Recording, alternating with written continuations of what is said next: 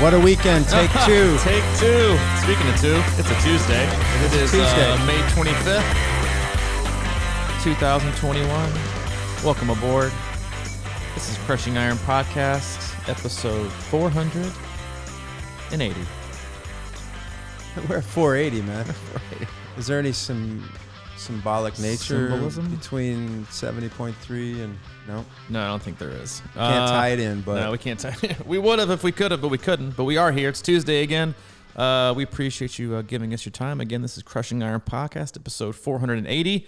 We had a hell of a weekend here, and it felt like hell almost. We had an awesome weekend here in Chattanooga, where we're based out of, for 70.3.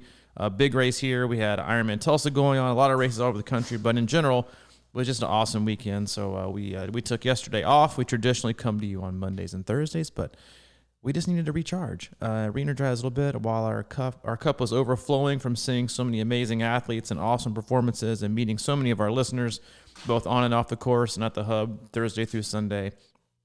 We needed a little time to recharge. So we're back, hopefully better than ever. We appreciate you, your patience. If it's your first time tuning in, welcome. We know you have a lot of options in the triathlon podcast universe and just podcasts in general, so we know your time is valuable. We cover all things triathlon and a whole lot of life.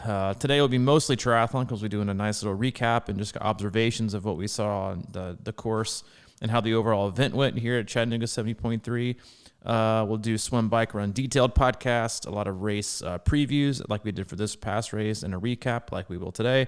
Have on the occasional guest, but for the most part, Mike and I just sit back as coaches, athletes, and best friends, and just open up and see what's going on in our own mind, our athletes' mind. Sometimes we'll hop into our Facebook group, which is an awesome community. If you want to search and be a part of that, it's Crushing Iron Group. Answer one simple question. We'll let you right in.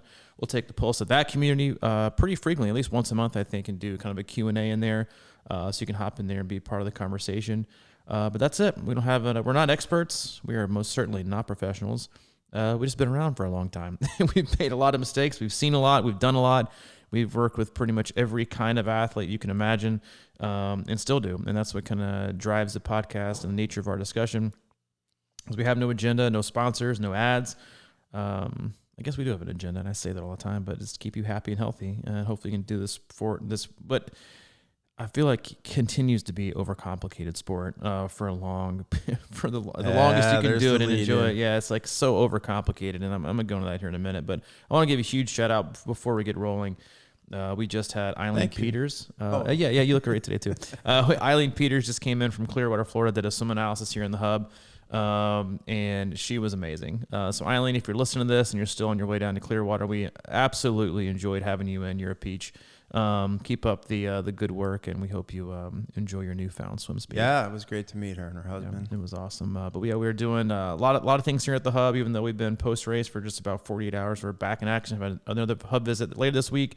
If you want more info on what the hub visit entails, either want a swim analysis, bike fit, testing, just want to come hang out with Mike and enjoy the greatness that he is. You can just come up and schedule a visit and just basically sit and have coffee in the Normantic boots and hang out with him and Maddie for the weekend. But you can couple that up with a stay in our condo, or just kind of make the visit look exactly how you want it to look. And we're flexible with that. There's a lot more info on that and the coaching that we provide with our stable of coaches. That's on the website, C26Triathlon.com. Click on the coaching tab, find out more about that. Or if you have questions about visiting the hub or what it entails and using the condo as well, you can always email C26operations@gmail.com. Yeah. Can I just say something? I am spectator rusty. That's exactly what I said this morning in my email. Really? I said, yeah. If you made it that far, I said, personal update. Number one, I am way out of spectator shape, like way out of spectator shape, especially when it's that hot. I feel like I spectated a full. And to be honest with you, it took long enough. It might as well have been a full. I'm going to get out in a minute. But yeah, I'm way out of spectator shape. Yeah. I'm also way out of extroverting shape. And I extroverted hard Thursday through Sunday. I was proud of you, dude. Thank you. Yeah, you were really out there. Yeah, welcoming and warm, and you just did awesome a really good job. People. Yeah, it was nice to see people. Yeah, I just think, yeah, man, like as long of a day as it was, but I like as a spectator, I'm kind of probably up there. I'm top 10% of of spectators. Oh, for sure. You're a podium finisher. You're a podium spectator.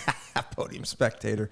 But You're over the seasoned. years, I've gone to several races, and I always have plans, and I'm always shooting video and walking around taking pictures and really trying to put together a video afterwards and stuff like that. But I was kind of losing my way a little bit out there, you know, like the timing of things and the places to be and like moving and, you know, running out of battery charges. And I just was like, oh, man. And plus, you know, coaching a lot of people, and that added a whole different element. And I actually was more focused on that and seeing people that I was coaching than anything. And I really loved it, and I was so proud of everybody. And I am, you know, if you're looking for somebody for a late season race, I'm ready to go. He's your guy. Yeah, I did it. I learned a lot out there, and it was just a great experience from every level. And it was just so nice to be spectating a race again, man. It really felt. It was absolutely great. Yeah. It was wonderful to get up. Like, you know, well, like I had somebody say, like, you seem pretty extroverted and chatty in the podcast, but in real life, you aren't really that chatty, are you? I was like, not really. Like, I use all my words during these 2 hours a week, and you get most of them. You get 95% of my chit chat. But then when I woke up Sunday morning, like Saturday night, like I made steaks, and then I was pretty spent. Like I was done. And I was roasted. And then Sunday morning I woke up and I was like a 15-year-old bouncing off the walls. I was like, it's time. Like it's ready to roll. Let's do this. But it was so awesome to have so many people in town and to race feel normal. And Ironman sent out their updated, you know, revisions on all the protocols on Tuesday. And it was like, boom, what perfect timing. It's fantastic. It's awesome. It felt, everything was 100% normal. And I loved it. And it was awesome to experience that with so many people that we coach. And then just listen to the podcast and friends and family. And it was really great. It was a special weekend. I loved it. It'll take me a week and a half to recover from it, but it was worth it. I just got to say this, because we'll talk about just Chattanooga 7.3 and the whole thing. Yeah. And I don't normally like to get off on I don't want to say this as a negative. No, it's just an instructive point I'm feeling. But I have a giant bone to pick with the way that this new swim has been done. Like, can we not just for, so okay. I know obviously a lot of you weren't there, and if you, for Chattanooga 7.3, but it was insanely hot. It was like record temps here for Chattanooga. It was 90 degrees. It was a very hot day. We have had none of that. Most of you haven't. I think it was hot pretty much everywhere in the South and the Midwest. Surprisingly hot.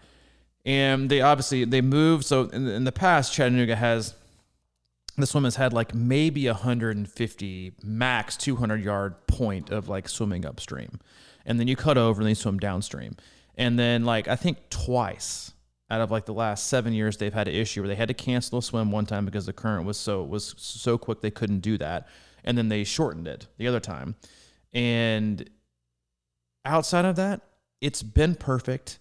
The amount of time it takes 3,000 athletes to get in the water. Perfect. Like they all get in like 30 or 45 minutes.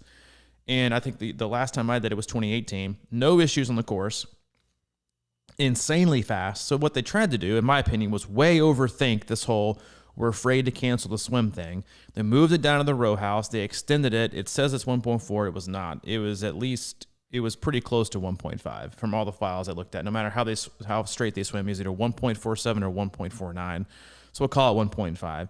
And I will tell you this, and you noticed it, and I think a lot of people were absolutely stunned how much slower they were compared to what they expected. Like the year I did in 2018, I think I was out of the water in 22 minutes. Like the fastest people at 1.2, and the fastest people I think coming out of the water this last week were like 27, 28. Like it was not there was zero current. It was there was no. I was watching the kayaks at the first turn buoy the turn buoy to come into the finishing chute, and they weren't even having to paddle. Like they weren't having to do any effort to stay in place, where in the past they're having to like paddle the whole time to stay in place. For reference, the first athlete of ours got in the water at 6:50. The last person exited the water after 9 o'clock. It took them over 2 hours to get from what the Iron Tracker says in terms of finishers, 2,000 people to get in the water. That's insane to me. It is absolutely we always use this in terms of like we all race the same course in the same day. Well, a lot of athletes didn't. If you were one of the last people to get in the water, you basically did your race, the entire bike ride, the entire run at the hottest part of the day. There was what? I think a 10-minute difference between the last person getting out of the water to the first person coming in off the bike. Like, that's insane to me. How long? Like, I think we have, and obviously we are a swim heavy podcast. I am all about swimming, but I think in the efforts to simplify and make it easier, or at least more accessible, what I also saw were an enormous amount of swimmers struggling because they assumed that it was going to be a super easy swim and it's downstream and it's wetsuit legal. People looked punished swimming 1.5 miles downstream in a wetsuit. You could tell it has just been neglected, and I think Ironman did a very poor job of just general advertising. Let's lower the bar and let's move it so we don't have to cancel, or make it easier. And in fact, I think made it more difficult. And in fact, if you push it back as far as they did in terms of a time-wise, how long it took people to get in the water, there were still people coming off the bike at 1:30. Like, that's unreal to me for a 70.3, putting in the hottest part of the day, which is, in my opinion, way more dangerous than having people, be, prepared or feel like they need to be prepared to swim 1.2. And if you can't make it upstream for 100 or 200 yards, then swim more and do the work. I'm going to stop right now before I... Well, Look, I agree with you. I think you said they had canceled it one year. I think maybe you're transposing the full end there, because I've done it every year, and they took the upstream out once and made us swim kind of straight across, and then the next year they made us just angle straight in towards the finish line, which is probably 1,500. The other one was probably close to 1,800 or something. But yeah, and again, I've done it where you swim up current, and it's right along the shoreline for 200 yards, and like you're saying, man, I don't know. I mean, yeah, I think that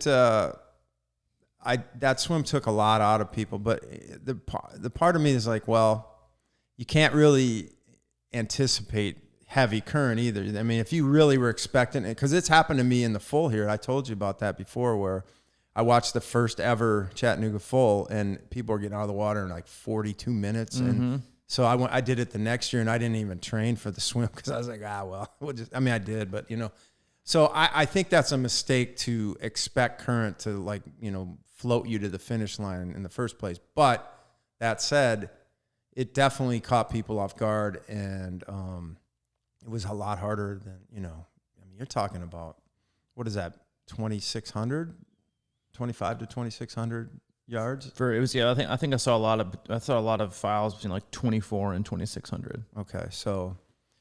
Yeah, a lot longer. But I agree. But the point, I guess, the whole point is like, why the hell did it take so long? And I didn't see how they were doing it up by the boathouse or the row house, and I guess you're walking through it underneath it or something. And I don't know how the piers looked, if they had multiple. No, entrances. None of it. There was 2 by 2. Like people were only allowed to go 2 at a time. There was no we did the preview, and I said, because of all the other courses that I known at Ironman Florida, at Texas Florida, it was 3 piers, 3 at a time every 3 seconds. They had announced it was going to be every 5 seconds instead of 3, and they started off doing only 2 people at a time. And there was no beeps. There was just like, I guess, random people. They're like, all right, time to go.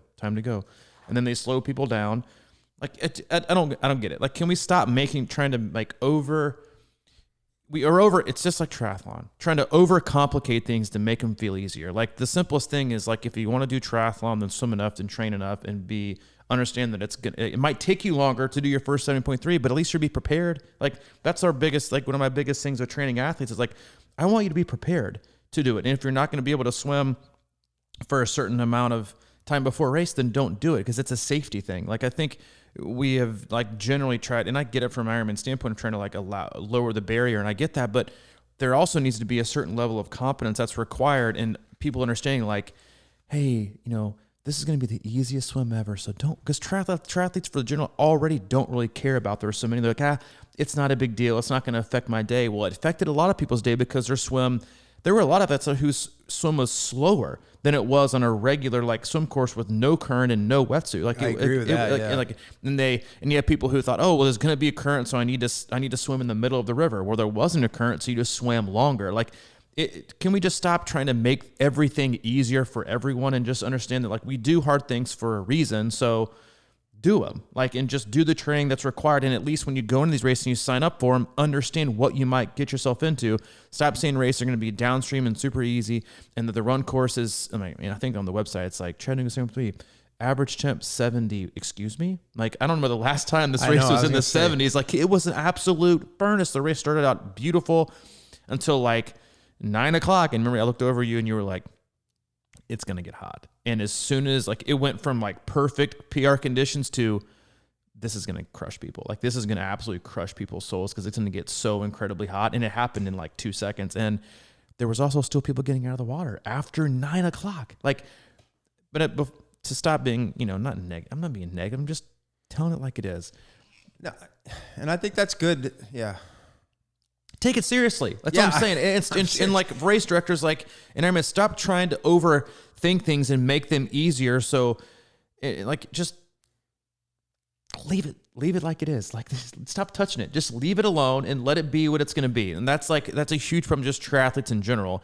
Not to mention, this isn't like a race director Ironman thing. Like, just stop messing with things. Leave it the way they are, and the people will do them that want to do them.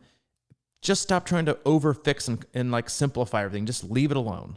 Just leave it alone. Just leave it alone. Yeah. A friend of ours, he's a college basketball official, referee. I was talking to him about it this week. I was like, what's up with all the rule changes? And he goes, man, it's just crazy, because every year the college basketball, which is like the perfect sport to me, one of them, and every year they pull out a list of like 12 different rule changes they're going to investigate, and they're all just dumb. And it's like, I don't understand why they mess with that.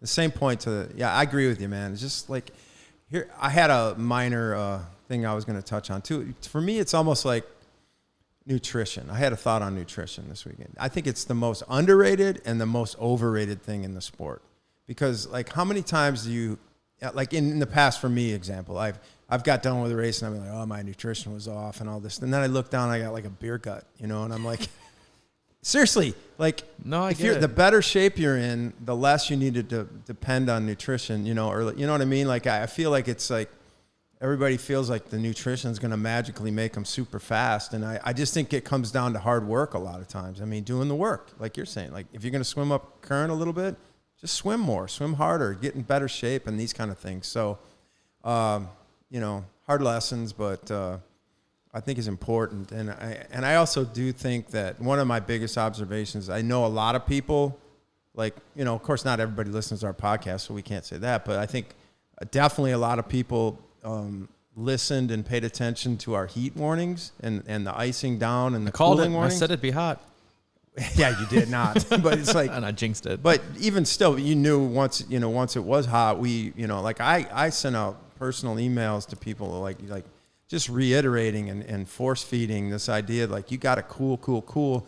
And like, seriously, when it's that hot, if you go like, I'm going to skip this one or this one, and the next thing you know, you're screwed. Done. So like, I saw so many people that kind of, you knew it was going to be hot. I don't understand sometimes like what else needs to be said, but I think it's just, being persistent and cooling when you don't even think you need to cool, that kind of stuff. It's sort of like force feeding the cold onto your body. And I know a lot of people like probably skipped a few spots, and I'm feeling all right. It's never about never getting ahead of it. Yeah, it's never about where you are right now. It should be about where you don't want to be. Mm-hmm. And way too many athletes get caught up in not doing things in the moment because they feel fine, and not thinking about, well, maybe I should do this because that's why I am feeling fine and I don't want to go there. Like, putting water and ice in yourself to keep yourself cooler, or not making poor decisions in a race. Because I'll tell you right now, I know a lot of athletes who saw their swim time coming out of the water and are probably done a little tri-calc looking at like the past few years, like swim times, like, I'm going to crush this. I'm going to take off 10 minutes. There's 10 minutes right there. Came out of the water slower, like 10 minutes slower than they thought. They're thinking, oh, there goes my day. Yeah, but then overbiked, and then the overbike going into a really, really hot run. Bye, see you later. Like, it's all about decision making. You just can't expect and assume that things are going to go that way. And that is one of the biggest takeaways I had from the day is just how important all those being able to troubleshoot in real time and staying calm and patient, and how that allows you to have your best day. Mm-hmm. Your best day within the day, because it was for, I'd say probably for 90% of people who completed in the race, like, no one had trained in that kind of temperature. And Oh, you for see, sure. you know, like, oh, I'm going to do the sauna and heat protocols for 2 weeks up. Listen, fitness is the greatest, most resilient thing you can do when it comes to like battling in the heat. The more fit you are, the faster you're going to travel in the heat and the hotter temperatures. As long as you've done the work that's required and you're keeping your body cool. Yes, you should do some heat training, but 20 minutes in the sauna ain't going to do nothing for you. It's just not. Like, I'm sorry, it's just not. For 2 weeks ain't going to do anything. Like, you need to. Plus, people do it in like the wrong times. When it like heat protocol, you should like run really, really, really, really hard, and then get immediately into the sauna. So your core temp's already high. Like, people get in the sauna on like a random time. They have like 30 minutes. You know how long it takes to get your core temp up to where it actually matters and actually do work? It takes a while. So get in there when your core temp's actually already high. Anyway, on to the good. I want to give a giant shout out to the level of absolute chill that some of the athletes had that I saw. So the swim started at 6:50. People started walking from transition to 6. We were at the swim start at like 6:45, and I saw people just now getting to transition, getting their, like, who must have been running late, and just checking their bikes, have been ready to walk the 1.4, 1.5 it was to the swim start. The level of chill that these athletes had was the most admirable thing I've ever seen in my entire life. There was one girl I saw, I think you saw her too. She was the last person I saw. I think someone was pretty close to getting out of the water when she rolled up to transition and she got her stuff and she was like, oh, two things. One, like, can we all just pay attention from now on? Can we just all pay attention to what's going on? She was like, I think generally speaking, a person almost, it was like 10 minutes before the person was going to the water. She's obviously running super late, still has 1.5 miles to go to get to the swim start. And then she put her bag, she's just walking, just chilling. I mean, chill. Stops and takes like 4 pictures with her boyfriend or husband. I was like, I'm in awe. I'm so impressed right now. Like, the level, the inside of me was like anxiety, turmoil, but I was like, I respect you. I don't respect your inability to be on time, but I respect your level. But I respect the level of chill that you had. Because then 5 minutes later, do you know what we saw? You were there. Oh yeah. We guys saw running 3 down. guys. Hopefully you don't know who you are, because if you listen to our podcast, you would have known better. We had three. So great. We had 3 guys sprinting down the exit ramp to the swim with their wetsuits in hand, thinking they missed the swim start. They were going to the swim exit to start. Yeah, with their wetsuits in hands at around 7:40. Let that sink in for a minute. And the guys were like, no, you're at the wrong place. And so they had to turn around and probably run the 1.5 to get to the... Can we all just pay attention? Can we all just please? I got to know how those guys did. I do too. I mean, I was like, what in the world's going on? And They were like, what? And the guy, No, yeah. what? No, yeah, no. Like, go back. I was like, someone's like, is that a relay? I was like, relay doesn't work that way. Like, you're not going to swim upstream, although it might have been faster on Sunday. So let's all just pay attention, okay? But that was like the start of it, and then I knew it was one of the first athletes got out of the water how much slower the day was. The day was going to be in general. It was not, and this, I don't think this is possible. I'm sure it is at some point. But when I remember looking at the water and I thought, it looks like it's moving backwards. Yeah. It looks, and then I remember looking at again, like I said before, the kayaks that were there at the last turn buoy to the finishing chute. They weren't having to work at all to stay into place. And I thought, because even if you're saving time, because the overall swim average pace was still pretty quick for most athletes. But if you add on 400 yards, it doesn't equate out to being a faster day. It equates out to being a longer day because it's a longer swim. Like, you can't just anticipate that. And I think a lot of athletes over-anticipated the cushion they were going to get or the lack of trim because they were in the water for that. I bet you there are athletes in the water for 15, 20 minutes longer than they anticipated. That's a lot of time to put in a lot of energy without getting a free ride that you thought you might get on race day. Then you went to the bike course, and the transition was long too. That they changed up transition, which I think, because I guess the bike in and out was at a different place than it usually is. And I think what they were doing was they moved it because it was a much longer like run in and bike in. I think they actually anticipated how long it was going to take them to get in the water because it wasn't an hour and a half as predicted. That they knew that there were going to be these people coming out on the bike when people were, or there were people, coming out of the bike when people were still going to be coming in. And I think they kind of foresaw that could be a problem. So they changed up the flow of transition that they usually had in the past. Yeah, I think the run was different. I don't know. I didn't analyze the transition as close as a lot of people, but I think the run was like a weird thing too. But Speaking of shout outs, I just want to give one to the volunteers out there. I was up at Battery Lane, the hill, for a good portion of the day, and there's a woman out there that was just cooking, man. Her RPA was about 10 on that. She was raking up cups all over the place, dude. Love it. It was unbelievable. She goes, I got to get, my whole goal is to never have somebody, a cup on the ground or whatever for more than 10 seconds. Like that. And she was just flying around with that rake. Just, scooping them right out in front of people, making sure they didn't step on them and all that kind of stuff like that. So that was impressive. I got to, there's a lot of shout outs probably on this whole day because it was just, people were just, like you said earlier, it was normal.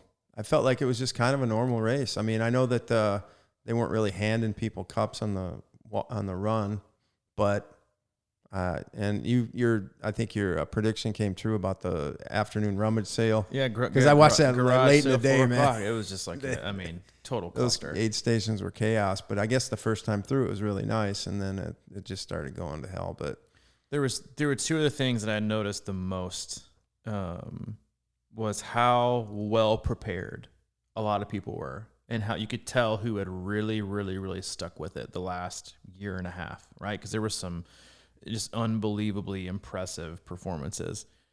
But I think what I also noticed, and I think that again, going back to having set the bar lower, I feel like sometimes Ironman and races and even advertising tries to continue to set the bar lower and lower and lower. Mm-hmm. And so many people haven't raced for such a long time. And I get a lot of it because last year and a half has been incredibly hard on a lot of people, but what I saw in a lot of people's faces was also, I think I forgot how hard this was. You took the words. I mean, I saw that and I heard that from so many people. I forgot how hard this was. And I think a lot of people got punched in the mouth because of how hot it was. I think a lot of people got probably punched in the gut because let's be honest. If the swim course was the old course and it had a current, you're looking at like a 15-minute difference in your swim. Let's say instead of the 90-degree high, which it was a 75-degree high, like the previous weekend was like gorgeous. I think this weekend's going to be like a high of like 81. You're looking at another huge difference in the run. Could have been a huge difference, but I think in a good and a positive way, not in like a, hey, I'm glad you suffered, because no one wants that. I think it was a good reminder that what we do and what we've chosen to do is freaking hard. And you can't just wake up and think, I think I can go dust off and do this. Which some people can, right? Mm-hmm. And good for them, kind of, I guess, like you're still underachieving, but you can do it. Is maybe I need to prepare more. Like maybe I can't just wake up and do this and this is going, because you can't prepare for it. The same goes for like, if you looked at like the DNF rate at Tulsa was a very hard day. The swim was, we mentioned it before, I think in our weekly Zoom call, was in my opinion, a technical swim. They did get very lucky in terms of the weather. It was a light rain, so it stayed pretty cool when it could have been super hot. But the roads, I know, were a little bit rougher than people were I guess, wanting. Mm-hmm. Lots of flats, lots of lost bottles.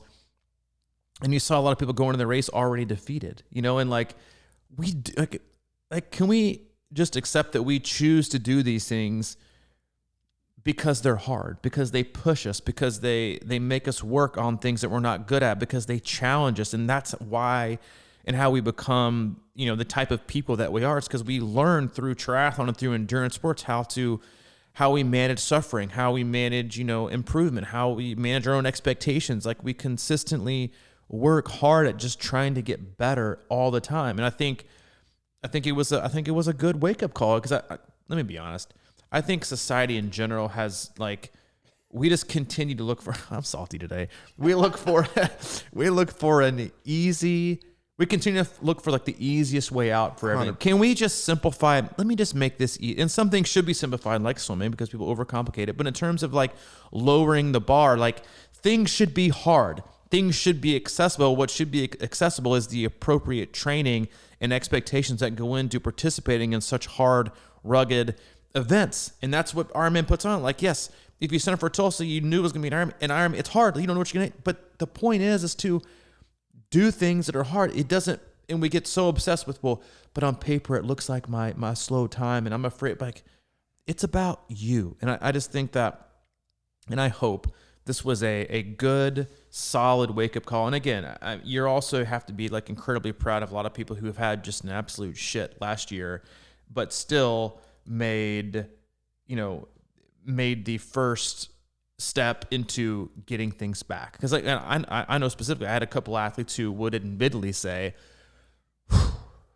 anyway, coach, I know the last 2 or 3 months haven't been good, but I'm going out there and I'm going to give it my best. And like those people, I love that, because because life doesn't always throw us the best cards, right? And sometimes we don't do the best at managing that time or time management, being consistent, because we either can and we just don't make the time, or we can't, and that's just life.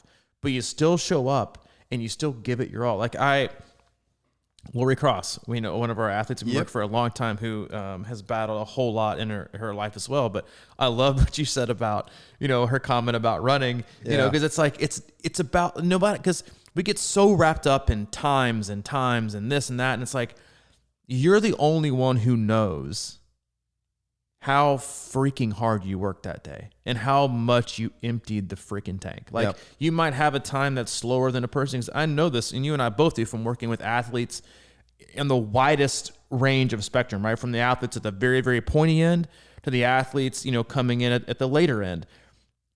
I will tell you this as a coach, and I know this from reading Training Peaks comments and looking at data and reading and just kind of looking at things from a bird's eye view. There are athletes who probably finished in the 4-hour range who thought, I didn't do it today. I didn't have it mentally.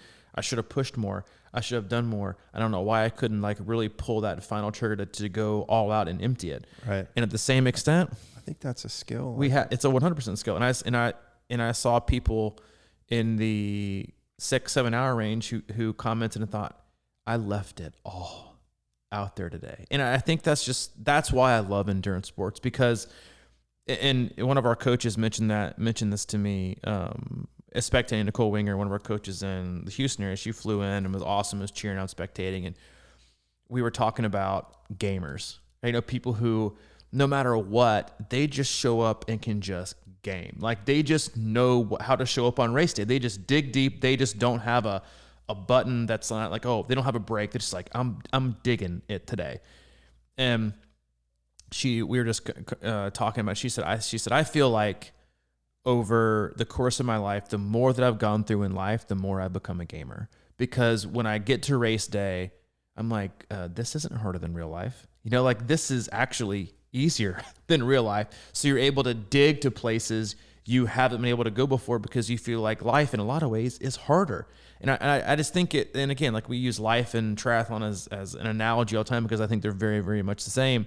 But I saw that, and I think that it should be said, and no matter if you're an athlete in the 4-hour range or an athlete that was in the 6, 7, 8-hour range, if you empty the tank and you gave it your best every inch, every step, every stroke, every mile an hour, then give yourself a pat on the back for just making it through. Because again, we just wrap ourselves way too much in the comparison of time and what it looks like on the surface. But only you, when you lay your head down at night, the night after a race, can think, man, I laid it all out there today. And you should be proud of that. Yeah. Well, I think I'm gonna finish that story about Lori real quick, just because she's, as we said, she's gone through a lot lately, and she contacted me. I guess we started talking about 6 to 8 weeks out, and she said she decided she wanted to do Chat 70.3, and she was a little bit behind the gun on that, and she worked hard and did what it took to get here. And then, she did a great job, and I finally saw her. I was walking around up by the run, and I was on Battery Lane, and I cut through out onto the road, and I was walking, so I knew she was off the bike, and I was walking down toward her, and I saw her at the top of the hill, and she was like, that hill's a bitch or whatever. And I was like, yeah, it is. And I started jogging with her a little bit, because she was running. I said, hey, why don't you do a little walk run just to lower your core temp, because it's super hot out here and people are falling apart. She goes, I ain't effing walking. And she just kept going, and she had a solid run, and I'm so proud of her, and that was the coolest thing ever. And the second story, like, I just want to like hitch on to what you're saying about digging deep and things like that, because it's so easy, I think, for most of us to remember, that perfect long run we had during training, where we were flying and floating on air and gliding through the whole thing, and just, we're runners, right? We've got this great form and the whole 9 yards. And I just think we forget that most of the time that, at least halfway through that run or towards the end of it, you don't look very good. You're not pretty, and a great example is you text me and you said, hey, if you see Dave Condon out there, he said, tell him he's got to lay it down. He's got to go. So I actually saw him on the top of Battery Hill, and it was a second loop. And I said, hey, Robbie just texted me. He said, you got to let it unload. I said, you got to unload right now, man. You got to go for it. And I said, how's that sound? He goes, not very effing good. He kind of gave me that dirty look that you can imagine him giving me. I go, hey. And I just kind of started laughing. And it was kind of like, I'm not doing it. And he said that sort of, but I knew he would. Oh, for sure. And he just went after it when he got out there and he got on that bridge. And I'm sure, and like, my guess is, I have no idea how to prove this or anything, but my guess is in the last 2 miles, he probably made up 10 overall slots. 5 to 10. You think it's possible? He didn't make up that many. Maybe overall not in slots, the age group, not in his age group. Overall spots. Yeah, he had one. But of those I'm just days, saying, like 2 miles. If you, my other point is, like, he's a really solid runner and he looks great when he's running, a strong athlete and everything like that. But he just did not look that good. But he was sucking it up from the deep parts. You saw it. Like, you saw it as people just... And he just put it down, and his last 2 miles were very strong, and I know they hurt more than anything, but I just think that my point is, like, that's maybe... I think he probably could have made up 10 overall slots at that point. You got to practice going deep. And that's...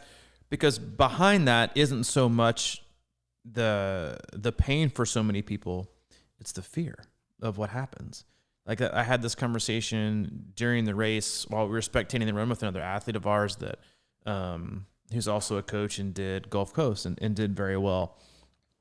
And I said, you always, like, as a coach and an athlete, you don't ever really want to comment on races until at least 48, 72 a week later, because it's so much to, like, unpack, and, like, way too many athletes make these gut impulsive decisions one way or the other, like, way too soon after race. Like, let it all sink in. Like, give it some time. And so it had been, a week, I guess, 2 weeks.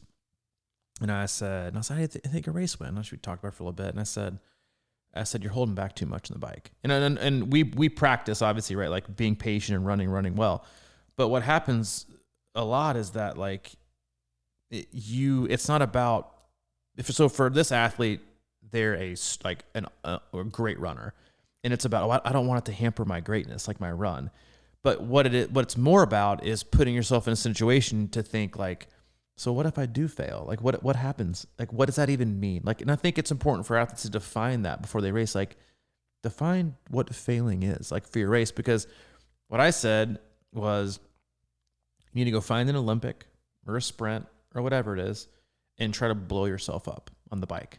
Not because that's what we preach, but because you need to see and feel like what it is to go there and see if it is as bad as you think, or it might impact your run as much as you might think. Like, because if you've done the work, then you can't be that afraid you're going to blow up on the bike. Like, you have to trust it, right? And I think that's the other part is you have to trust your fitness and know what you have in you, so you can go there and do the work that's required. A lot of people, I just think it's an important, like, so many athletes, focus so much on expectations, right? Like, what's the greatest thing that could happen for me today? And then work their way backwards. And I can't say this enough, that you should also think through, like, what does failing look like today? Like, if I fail, like, what will it impact? How will it impact? None. Right? We do this for a hobby. Like you're not going to get fired from your job for having a bad race. You're not going to lose your pro card for having a race. You're not going to get fired by sponsors for having a bad race. Your kids and your family probably have no relative idea if you've been PR'd or not. They're just cheering for you blindly. It's you. And so you have to take those risks, those calculated risks sometimes, to learn more about yourself from a physiological standpoint. How much can I push it and get what back? Or how much might I lose? But the other thing is, you have to be able to dig deep when it matters. And that is something that, I know so many athletes that are training champions, They can train with the best of them. They perform and outperform and overperform all the time in training. But when the lights go on, it is hard to get their training to fully come out, because I think it's, almost paralysis by analysis. But like, I've done so great, this has to lead up into a great race day. And if it doesn't, then what's that going to say about me? And then, because racing is all that matters. And it's a skill, and you have to, the more that you race, the better you get at it. But it is definitely, I think, a skill you have to learn, you have to practice, and something you just have to suffer through. Mm-hmm. Obviously, that's one of the most underrated aspects of the sport. And I've been talking to a lot of, in that fine line on the bike between pushing too hard and just giving just the perfect amount is something that I think a lot of people struggle with as far as finding. So to me, a lot of it becomes, the structured interval workouts during the week, the hour and a half, the 2 hours or whatever. And I'm almost positive that most people don't push those hard enough. And I think for me, that's where that top end comes from, and that speed increase, because a lot of times, I just think a lot of people look, oh, I got a 5-hour ride this weekend. And they certainly, for the most part, those can be easy rides. Sometimes there's intervals thrown in and stuff like that, but we're outside, we're with people and things like that. And kind of, getting done. And I felt really great today, and I had a pretty good pace and overall. And, I think I'm ready or whatever. But like, I think that can be deceiving, because obviously you're not putting that with that big swim. And then, you're not, then you get in the bike and you remember that day, and then you push a little harder than you're used to on the bike during the bike in a race. And then that's when like I said, your run form isn't that glidey smooth thing again. And now it's time to fight and do whatever you can to just hold whatever you have that day, and that's what it comes down to for me a lot of times, is like, you can have a goal in your mind for a run, but if you've flirted with pain thresholds and different places in your training, what you can do, and it's all about finding what you have that day and maximizing it, rather than sort of like, just hoping, like I've done this many times where I've been in a race and I've been like, wow, I'm just hoping that run comes back towards the end, whether it's in a full, like at that second loop, I'm like, maybe it'll just come to me or whatever. And it's just like, I don't know why I can think like that. Like, if you can barely run and then all of a sudden you're just going to transform into somebody different, that can be something that's, it's deflating. And then it's like, okay, I'm not doing my best, so I'm just going to kind of sink back in a little bit and not push it. But that's what everybody's going through, right? So are you going to sink back in and take it easy, or are you going to try and fight through it and see what you got? Because, 20 seconds faster on a run pace can make a huge difference in the end. I think that's why sometimes, like, and we get asked, I think, a lot to go into like more in depth on data and pacing, and like all the scientific approaches there are to triathlon, and I think there's fully to that, and we could probably, I know I could do a little more of that, but it's all meaningless if you don't know how to use it. And it's not about using the data, it's about who's ultimately driving the car. Mm-hmm. Like you can have, go back to like a little bit of a, F1 analogy. I want to say this real quick, another shout out, Jeff Dunn, if you're listening, dude, you rock. Like, Jeff brought in a Red Bull racing hat, even though I can't stand Max Verstappen, but I'm a huge Perez fan. He brought in a Red Bull racing hat for Hayden that was his size. He hasn't taken it off. Like, he's usually like, I'll have a hat and I'll wear it for a day or two. But he's had it on like the entire time. Like, he loves it. He's wearing it. Anyway, you could give me an F1 car and I'd probably drive like 30 around the speedway, thinking I'm going 120. Like, I am moving. Because I'm probably afraid to break it. I have no idea how to drive it. It's not my thing. It doesn't matter the engine or the equipment or whatever you have if the right person with the right mindset isn't behind the wheel. And I think so many athletes obsess so much about the data and what it has to be or what it can be that they totally neglect, in the new controlled environment world that we live in, that racing, as if you didn't just see it at Tulsa, at Chattanooga, but guess what racing is, people? Unpredictable. And you can think and know and assume all you want to about what race day is going to be like, but you don't know until you know. And then by that time, you're in the thick of it, and you have to make these decisions with your head, and a lot of times not your heart, because it's going to keep wanting you to go for that time and go for that finish.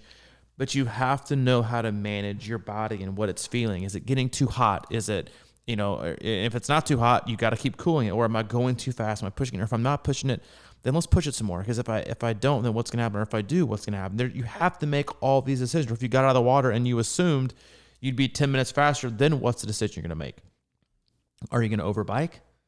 Because, the phrase itself, overbike, means you're probably not going to have the greatest run. Like I know of athletes who admittedly said, I way overbiked because I got out of the water knowing that I didn't swim as fast as I thought I was going to do. Okay. You turn one bad, don't make one bad decision based on their bad decision. And that's what a lot of people do in triathlon. They make one bad decision after another, after another, after another. And you can be, the perfect Pat, as I like to call him, in training all the time because everything is controlled. But then once you put them out in adverse, unpredictable conditions, everything changes. And the same goes for athletes who might not have the best training or that have had inconsistencies. Go out there and just straight game it because they know how to do it, because they know how to suffer. They know what it feels like because they can put themselves there. And once you get to that point of being able to put yourself there, then now you know. But that's also why you won't put yourself there a lot in training, because it takes a lot. It will absolutely burn you to the end. That's such a great point, because I've many times got out of the water and looked at my watch and went, ugh. And I always lean towards that overbiking, but I think there's something kind of magical that can happen. Is like, it might take you a little out of your comfort zone. So it might be a good thing as long as you can manage it, There's nothing wrong with going after, because like if you hadn't biked super hard, or you don't, probably like race hard and got trained up to that in your workouts, and then, but like, cause you're all on that bike out on the race, you're gonna have that tendency to go a little bit harder than you normally would. So there's something to be said for trying to pick up a little steam on the bike. And I think it kind of gets you, it gives you that experience maybe that you knew. And most people have probably done that, where they bike too hard and then figured out on the run that they're in trouble. But I also think it's not, like what I've learned is that sometimes I may have intellectually thought I overbiked, but I really didn't. I was just kind of pushing it to my edge. And that's probably how you should race, and sometimes the run has come together, and other times it's failed. But I think, probably more times than not, that you can almost talk yourself out of it, if you have a bad mile or two in the beginning, and then you're like, I just don't have it today. And then it's kind of like, but I don't know. I think it's like racing is a continual search for the solution a lot of times, it's not usually going to go just perfect like we always talk about, but riding and feeling something different in that segment that maybe you haven't felt in a while can be okay. And, maybe you got more than you think, and then it's like, I just think that first couple of miles, think about it. How many times you read in Training Peaks is like, man, I just didn't have it the first 3 miles of a run, like a training day. All the time. And then, but in a race, you're going to psychologically say, obviously I overbiked or whatever. And then you're going to kind of give in to that. But like in that way, it's almost like a training, because it takes a while for your run legs to come around, especially off of that kind of bike. So you can't just assume that you overbiked and let that take over your attitude for the rest of the run, It's about the mindset that you go with, and this is probably a great place to end it. So we had an athlete, Del Tolan, who went to Tulsa, and he texted me Friday, I think. He was like, dude, I'm trying to stay calm. I use tri-bike transport, and they broke the derailleur hanger off my bike. I was like, that's typical tri-bike transport. And I said, all right, well, what are they going to do about it? Because they should fix it and take care of it. And he's like, well, they're going to try and overnight a part, and if they can't do that, then there's a Cervelo here that I can rent, but it's going to be too small. They're going to swap all my parts over with, and like, you can imagine typical triathlon. Yeah, that's a bummer. Like a huge bummer, like a freak out, panic, like I'm just not going to race. People drive like And I was 50 hours not to have to transport exactly, their bike. right? I was like, all right, let's figure out what we're going to do. I was like, just stay calm, man. I was like, we'll figure it out. Just, relax. If this is the worst thing that happens, during the race, and, whatever. It's a good day. Something always bad happens. It's like 3 hours later, dude, the hit kits keep on coming. Wife just called. HVAC's out at home. It's 85 degrees, and I'm going to stay up late trying to make sure we get some money. I was like, this is just typical life right here. And the next day, I think what happened is they got a bike. They switched all the parts over. So he's going to ride a bike he's never ridden before. That's too small on a course like Tulsa that's incredibly technical, not the greatest, roads from what I understand. And still went out there. PR to swim, PR to bike, PR to run. Obviously, he's disappointed that he didn't feel like he was able to express his overall fitness on the run, especially given, bike, just nothing was right. But at the same point, it was a win, and I know a lot of athletes that would have devastated them already. Like there wouldn't have been a shred of confidence to go out and do anything when they got in the water. Their day would have already been done. But to be able to hold it together mentally and emotionally, to even just put out a physical effort that was anywhere close to the training they had done is admirable. And I think like something's always going to go wrong on race day all the time. And I think you have to accept that something's going to go wrong. But in life, and the way that many athletes train is if it doesn't go perfectly, that it's over. And if that's how you think, and that's how you prepare, and that's how you look at training, that it's pass or fail, or success or not success, then a lot of times, you just got to make it through. And because on the other side of it is a good one. It's like if you had a bad work on a Wednesday, does that mean you're not going to train on Thursday? Because guess what? It might be the best one you've ever had. And a lot of times that's when the breakthroughs happen. Mm-hmm. And so I think that it's a skill that you have to learn. It's something that you need to practice and accept, and honestly just embrace, right? That things aren't going to go the way that we think they're going to go. And that's life, and that's every single day, right? Nothing's going to go perfectly as planned. So don't plan for it to go perfectly. Well said, bro. Thank you, man. All brings it back to making that swim 1.5 instead of 1.2. Just leave it like it is. It might not be perfect, and triathletes might absolutely, rip you because now I didn't do the official distance. Just leave it like it is. My God, 1.2 across next year back at Coolidge Park. Make it happen. The people have spoken. Yeah, why not? Hey, I'm salty today. We had a lot of people come through here, and over the 4 days that we were open at Thursday, the hub, Friday, Saturday, Sunday. Hundreds of people came through, and I just was so stoked, man. It was great to meet a lot of you that have listened to the podcast, and frankly, I'm out there walking around a lot with the camera, and I had so many people, thank me for the podcast, just randomly. I was standing next to this guy. He was waiting for his buddy up battery. We must have had 10 athletes come by in 4 minutes. And the guy's like, who are you? Who are you? I'm Mike Terrell. But no, I wanted to just thank everyone that thanked me. Thank you guys for listening to the cast. And it's such a great thing to have. And it was awesome meeting a lot of people that, we don't coach, that just came in, and, everybody's always welcome here. And that's kind of what the hub's all about, is being a spot for triathletes to kind of, come back home and find a cool place to, where people get them. It's going to be your cheers, man. This is your cheers. Yeah. So I just, overall, it was just outstanding. We love you. Yeah. Even though I was salty today, it's because I love you people. I want you to have the best experience. I think that's good, though. It fired us up, I think. It just reminded us of all the things. Like we can sit here and, literally hadn't seen a race or been around a race. Well, you had done one, so but I hadn't been around one from, and it just reignited something, and it reminds you of a lot of things, and it was great to be reminded why we love this sport, because, the reality of it is like there is nothing better than watching people just suffer but still be so, determined to pull something off. I mean, that's just like, most people in life quit, when things get hard. And I'm watching people come up battery lane on that second loop, even the first loop when it was, 90 degrees, and they're not quitting, man. Nope. And that's why we do the sport, because it is hard.